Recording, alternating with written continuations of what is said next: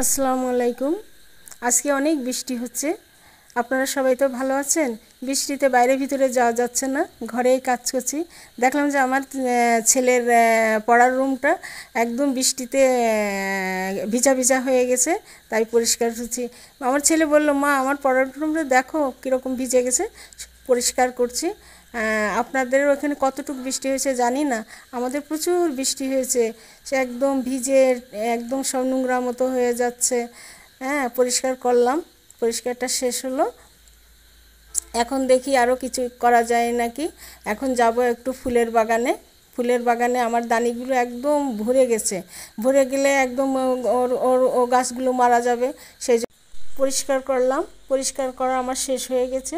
কেমন হয়েছে আপনারা একটু বলবেন।